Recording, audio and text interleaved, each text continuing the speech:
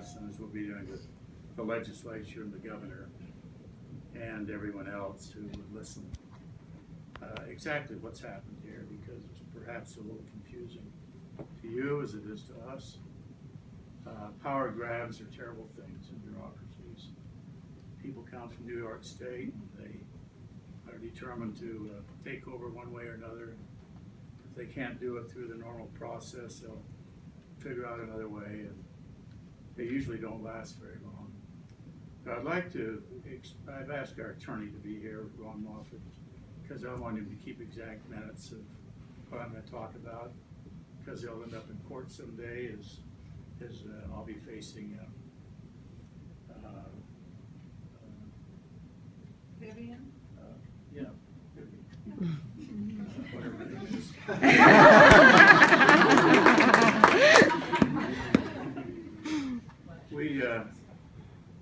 First I'd say, and I say this in all humbleness, I don't know quite how to say it, but you know, I grew up in southern Idaho without any money. My father was a rural school teacher. My mother died in my arms of cancer, and my father died of cancer, and my stepmother died of cancer. I know a lot of you folks have lost people with cancer. And our first and foremost concern, above everything else, in this room and in your lives, other than your families and your faith, is a desire to eradicate cancer from the face of the earth. The desire to take care of our patients. The desire to see that none of them let this situation bother them, let it upset them in any way, let it curtail our researchers in any way from finding cures for this disease. This is why the last quarter of a century we've raised or donated over $2 billion, if you can believe it, more than any university in the world. Think of that. Wow. The University of Utah.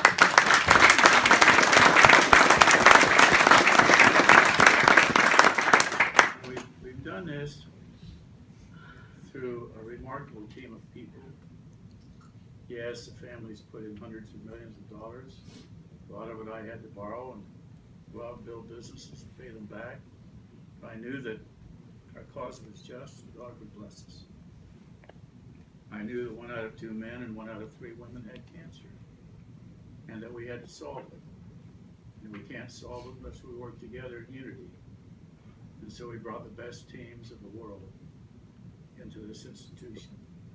They've come from all over the country. Many of you have lived in other places than in Utah. You're very good at what you do, and our doctors are, our researchers are. Nobody has received more accolades in the cancer world than has Dr. Beckerly. Bravo!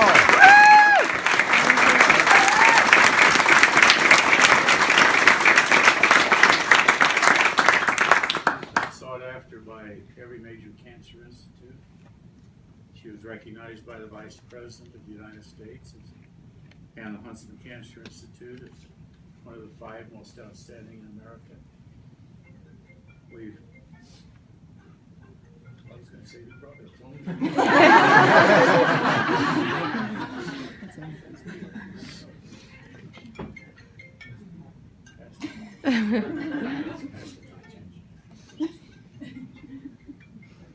President of the university is.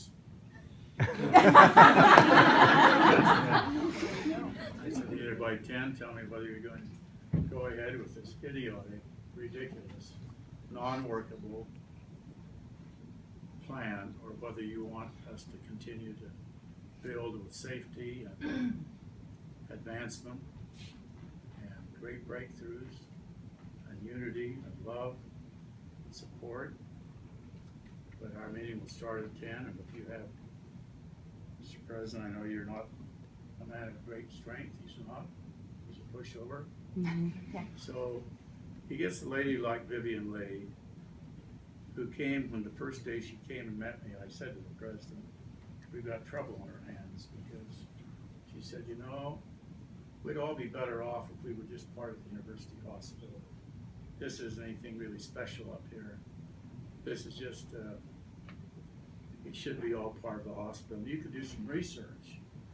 And I said, I don't know you very well. I know you're from New York. I've never trusted New Yorkers.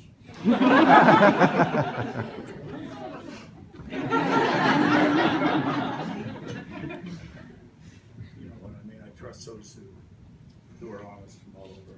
But we had a couple of bouts with a couple of New York firms. They pull the same kind of stunt that the Dr. Lee and the president is pulling on us today. We have contracts, by the way, that guide and direct what we do here. We have a 1995 contract between our family and the university, where we were to give $100 million to start Huntsman Cancer Institute. We gave $300 million. We multiplied it times 3. Wow. When we built the cancer hospital, we raised every penny ourselves. Every single penny. When we put the addition on the Cancer Institute, we asked on the cancer hospital, we asked the university for help. They couldn't do it. So I went out and signed for bonds, put up all the family money we could put up, and signed personally for the bonds, long-term bonds, which will now be paid off next year for phase 3. Phase 4 right here. We were happy to have the legislature help us a little, and IAC help us a little bit, and the LDS Church helped us a little, and then the family put in $100 million extra for that. So the university's never put a penny in this place, and it's really interesting. When we weren't making money, when we were struggling in research and struggling to bring up our hospital, I didn't hear much from them. It's interesting. I didn't hear much from them. They all kind of left us alone. Little by little, our medical and clinical sites became some of the best in the world. People came here from every country, from every state, and they wanted to be treated at Huntsman because we can combine research, we can combine medicine, we can combine clinical aid through John and Mary, each running their respective ends. And so this last year, our hospital, Huntsman Cancer Hospital, made $65 million. Now it costs us about $110 million for our research. So we're still a little short. Well, 40, 50 million short. And we figured out ways that we raise money. The family puts it in, the foundation puts it in. And can you believe that we now have over 1 million contributors around the United States and the world to the Huntsman. Wow.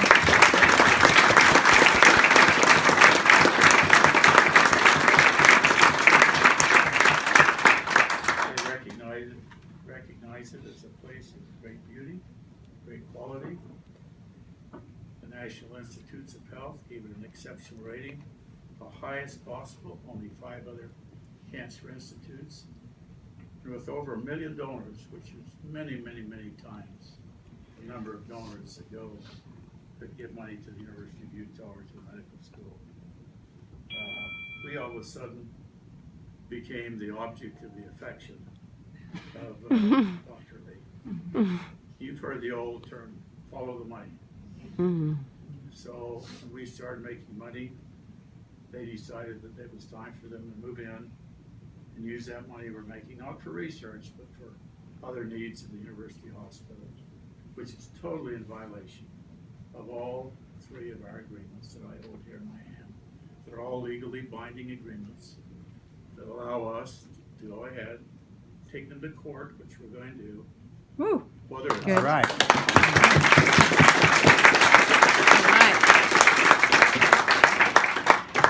whether it's fraud or some type of conspiracy. I like to deal with honest people. We've been in business now for over 50 years. I've never had a lawsuit against me. We've got businesses in 75 countries. I've never dealt with anyone who's dishonest, as lacking in ethics, as I have with Dr. Lee. Nobody. I'm telling that to the press. I'm telling that to All the right. world.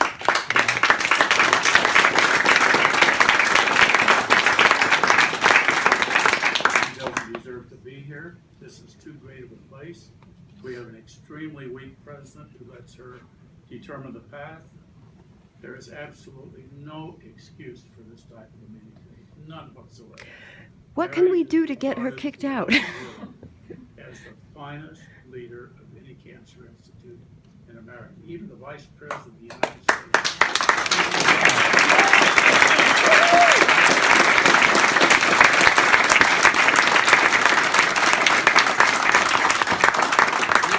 We don't have that kind of a support around the world, and that type of a leader, the other leaders we have, with John and with the doctors and with the researchers.